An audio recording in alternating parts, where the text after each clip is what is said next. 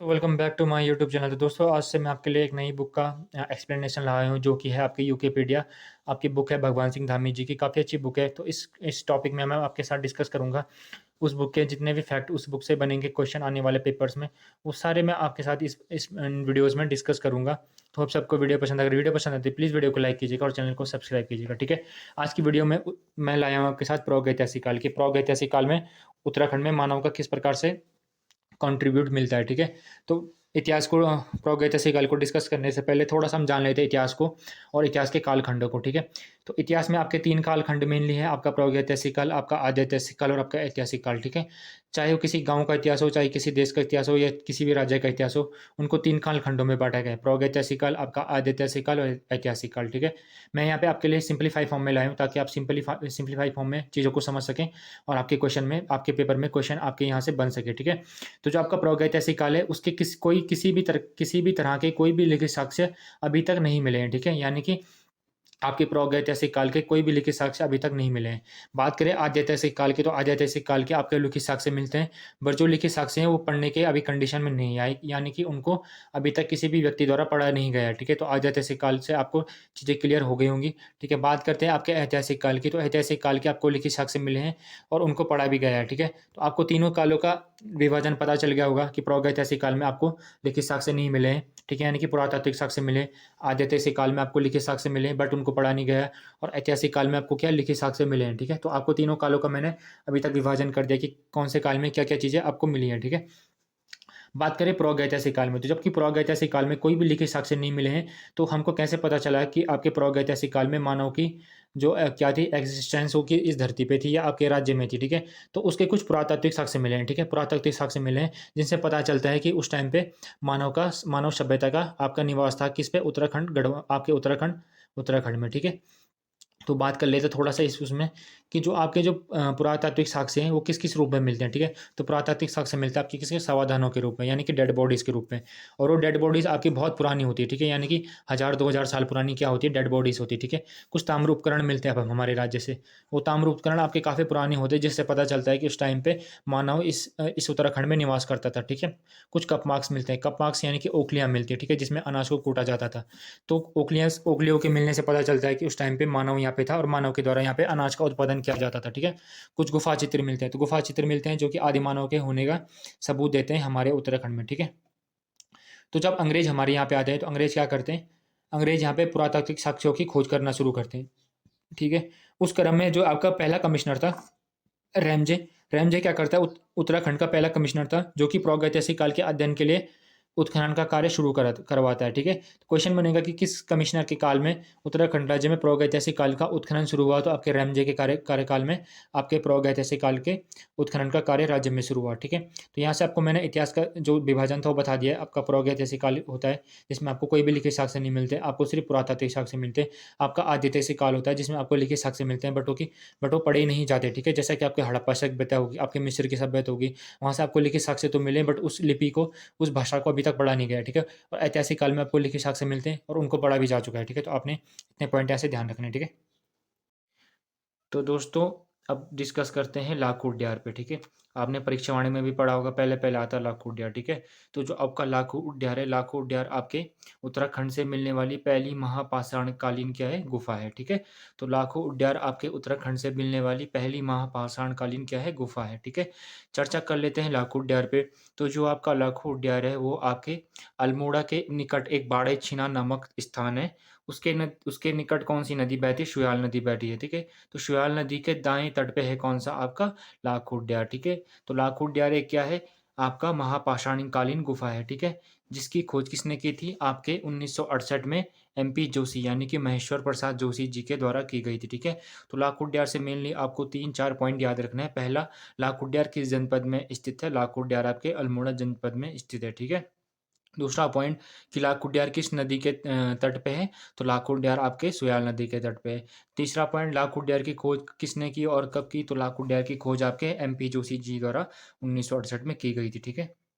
अब जो लाखों से अन्य फैक्ट बनते हैं वो है आपका, यहाँ से 24 मानव 28 पशुओं की आकृति लाल रंग में मिली है, ठीक है। तो लाखों से लाल रंग में क्या मिली है, आकृतियाँ मिली है, ठीक है? और जो एमपी जोशी जी की रचना है केव पेंटिंग इन कुमाऊँ उसमें लाखोटियार का ज़िक्र है, ठीक है?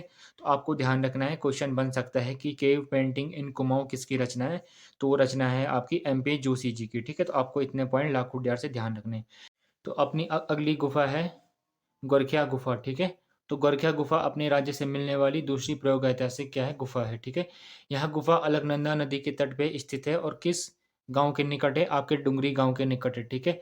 और ये किस जनपद में स्थित है? आपके चमोली जनपद में स्थित है। कौन-सी? गोरखिया गुफ़ा, ठीक है? इस गुफ़ा का नामकरण किया था यशोधर मठपाल जी ने। आपका नामकरण इतना इम्पोर्टेंट नहीं, बस आपने ध्यान रखना है, इस गुफ़ा की खोज की थी आपके किसने? राकेश भट्ट जी के द्वारा, ठीक है? और इस गुफ़ा पर अध्ययन या शोध कार्य किसने किया था? आपके यशोधर मठपाल जी के द्वारा किया गया था, ठीक है? आपकी जो गोरखिया गुफ़ा है, वहाँ से 41 आकृतियाँ प्राप्त हुई हैं, टोटल 41 आकृतियाँ प्राप्त हुई हैं, जिसमें से 30 मानव की आकृतियाँ हैं, 8 आपके पशु आकृति है और 3 पुरुषों की आकृति है। तो आपके इतने फैक्ट लाखों आपके सॉरी गोरखिया उड्यार से बनते हैं, आपको ध्यान रखना है, ठीक है? गोरखिया उड्यार को आपके यशोधर मठपाल जी ने उत्तराखंड की सबसे सुंदर शैल चित्र वाली गुफ़ा माना है, ठीक है? तो किसने माना है? आपके यशोधर मठपाल जी के द्वारा माना गया है कि गोरखिया गुफ़ा आपके उत्तराखंड राज्य की सबसे सुंदर शैल चित्र वाली गुफ़ा है, ठीक है? इन चित्रों में मानव को त्रिशूल रूप में दिखाया गया है, ठीक है? तो जो ये गोरखिया गुफ़ा है, यहाँ पे मानव को ऐसे त्रिशूल रूप में दिखाया गया है, ठीक है? आपको ध्यान रखना है। और इस जो आपके चित्र हैं गोरखिया गुफ़ा के, वहाँ पशुओं को हँकाते हुए मानव को दिखाया गया है। यानी कि एक मानव है जो एक पशु को हँका रहा है, ठीक है? यानी कि चरा रहा है मतलब। तो जो यहाँ से क्या पता चलता है? यहाँ से पता चलता है कि जो पशुचारक संस्कृति थी उत्तराखंड में उस टाइम पे, यानी कि प्रागैतिहासिक काल में उत्तराखंड में कभी पशुचारक संस्कृति का भी निवास था, ठीक है? तो क्वेश्चन बन सकता है कि उत्तराखंड के किस गुफ़ा से पशुचारक संस्कृति की जानकारी मिलती है? तो आपकी गोरखिया गुफ़ा से पशुचारक संस्कृति की जानकारी मिलती है, ठीक है? अगला पॉइंट है किमनी शैलाश्रय। तो जो आपका किमनी शैलाश्रय है, वो है थराली विकासखंड में है और का किस जनपद में मौजूद है? आपका चमोली जनपद में मौजूद है, ठीक है? जो आपका किमली शैलाश्रय है, वो सफ़ेद रंग में यहाँ से चित्र मिले हैं और मानव और पशुओं के चित्र मिले हैं, ठीक है? मेनली यहाँ हथियार और पशुओं के चित्र मिले हैं और किस रंग के चित्र मिले हैं? आपके सफ़ेद रंग के चित्र मिले हैं। तो क्वेश्चन आपके पास बन सकता है कि राज्य के किस पुरातात्विक स्थल से सफ़ेद रंग के शैल चित्र मिले हैं? तो आपकी किमनी शैलाश्रय से सफ़ेद रंग के शैल चित्र मिले हैं, ठीक है? अब चलते हैं अपने अगले गाँव की तरफ जो कि है मलारी गाँव, ठीक है? तो मलारी गाँव आपका कहाँ है? तिब्बत के निकट नीति घाटी में है, ठीक है?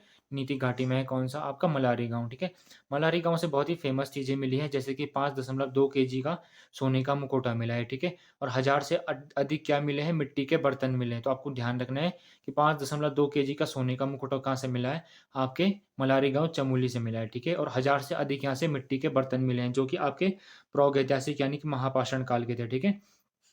बात करें यहाँ से कुछ अन्य चीज़ों की तो यहाँ से समुद्री जीव के अवशेष मिले हैं, जिनको जोड़ा जाता है किससे? तैतीस सागर से, ठीक है? तो आपको पता होगा कि हिमालय की उत्पत्ति तैतीस सागर से हुई है, तो क्वेश्चन बन सकता है कि उत्तराखंड के किस स्थल से तैतीस सागर के होने के प्रमाण मिलते हैं? तो आपके मलारी गाँव चमोली से आपके तैतीस सागर होने के प्रमाण मिलते हैं, ठीक है?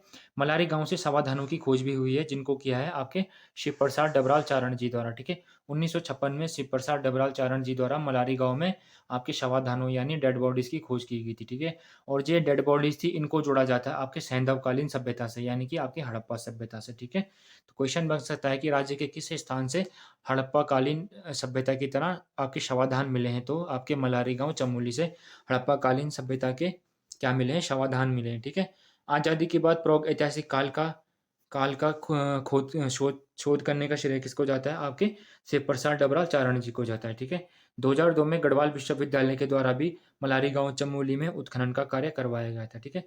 अपने पास अब जो अगला स्पॉट है वो है आपका लोथाप गाँव, ठीक है? फेमस है लोथाप गाँव। लोथाप गाँव क्यों फेमस है? क्योंकि यहाँ मानव को शिकार करते हुए दिखाया गया है, ठीक है? और जो यहाँ पे चित्र है वो कैसे रंग के हैं? वो गाढ़े खून के रंग के है, ठीक है? क्योंकि गढ़वाली में या कुमाऊनी में लोहे किसको कहा जाता है? खून को कहा जाता है।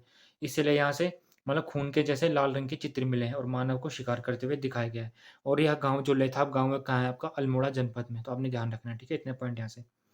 अगला है फलसीमा, तो फलसीमा भी कहाँ है आपका? अल्मोड़ा में है, ठीक है? और ये इन गुफ़ाओं की लोथाप हो गया, फलसीमा हो गया, इसकी खोज आपके यशोधर मठपाल जी के द्वारा किया गया था, ठीक है?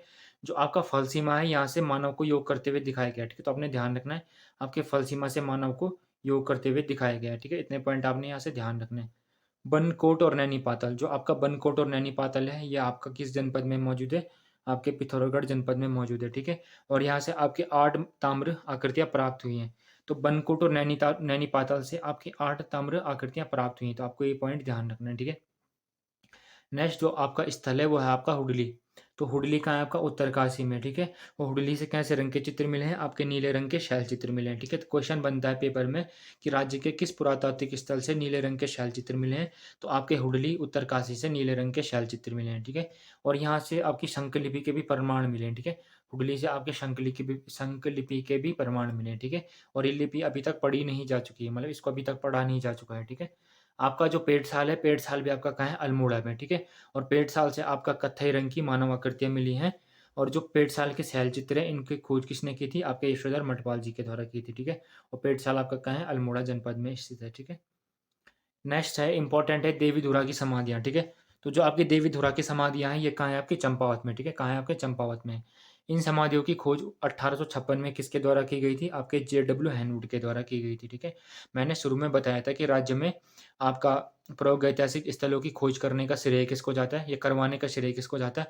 आपके रैमजे को जाता है, ठीक है। तो रैमजे किसको देता है? खोज करने का कार्यभार आपके जे.डब्ल्यू. हैनवुड को देता है, ठीक है। और जे.डब्ल्यू. हैनवुड 1856 में क्या करता है? आपके देवीधुरा में कुछ डेड बॉडीज़ या समाधियों की खोज करता है, ठीक है, जिसको प्रागैतिहासिक काल की पहली खोज माना गया है, ठीक है। तो आपने इतने पॉइंट यहाँ से ध्यान रखने हैं। उत्तराखंड में प्रागैतिहासिक काल को शुरू करने का या खोज करने का श्रेय किसको जाता है? आपके हेनरी रैमजे को जाता है, कुमाऊँ कमिश्नर, ठीक है। अगर बोले कि किस कमिश्नर को प्रागैतिहासिक काल की खोज करने का श्रेय जाता है, तो कौन है? आपका हेनरी रैमजे। और अगर बोलेगा किस व्यक्ति को जाता है, पर्टिकुलर किस व्यक्ति को जाता है, तो आपका जे.डब्ल्यू. हैनवुड, ठीक है। हैनवुड को राज्य में पुरातत्व का जनक भी कहा जाता है। तो जो आपको जे.डब्ल्यू. हैनवुड है, उसको राज्य में पुरातत्व का जनक भी कहा जाता है, ठीक है।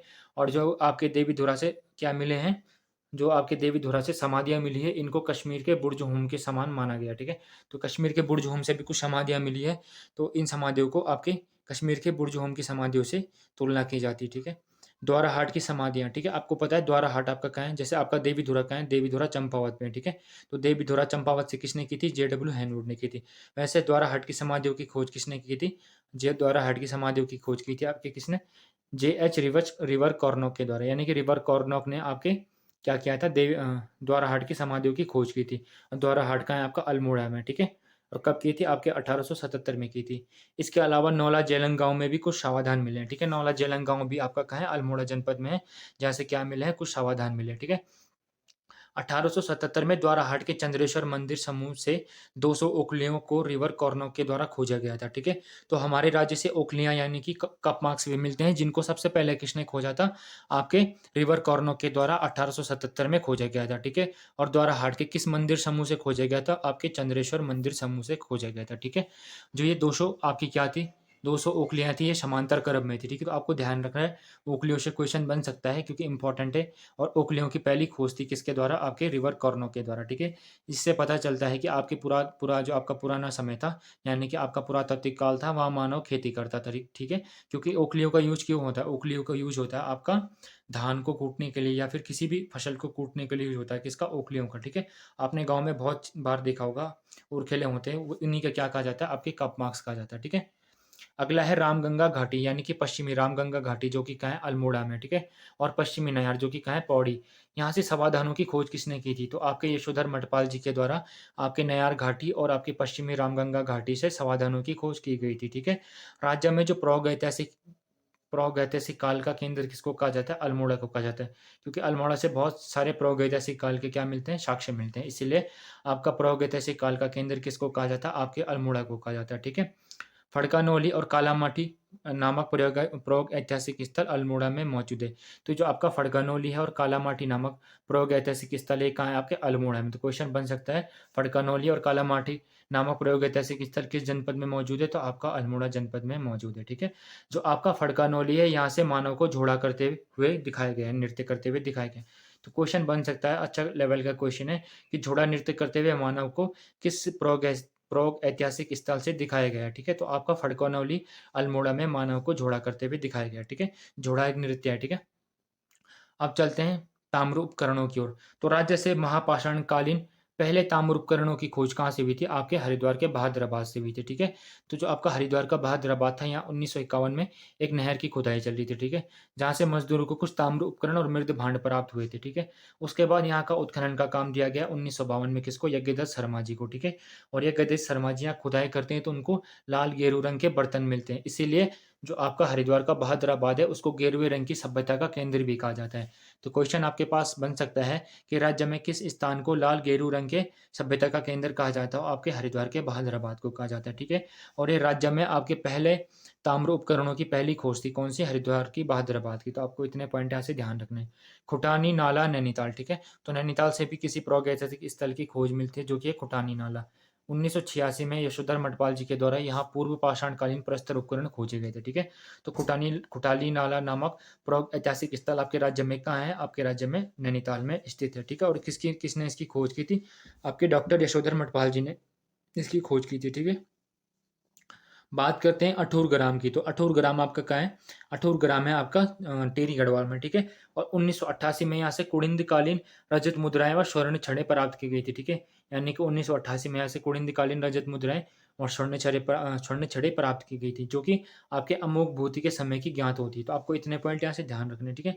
तो होप शो आपको वीडियो पसंद आई हो। मैंने इसमें आपको प्रागैतिहासिक काल के कुछ फेमस स्थलों के बारे में बताया। तो आपको वीडियो अगर पसंद आती है तो प्लीज़ वीडियो को लाइक कीजिएगा और चैनल को शेयर कीजिएगा और वीडियोस को भी सब्सक्राइब कीजिएगा, सॉरी वीडियोस को सब्सक्राइब कीजिएगा और शेयर कीजिएगा। Thank you for watching.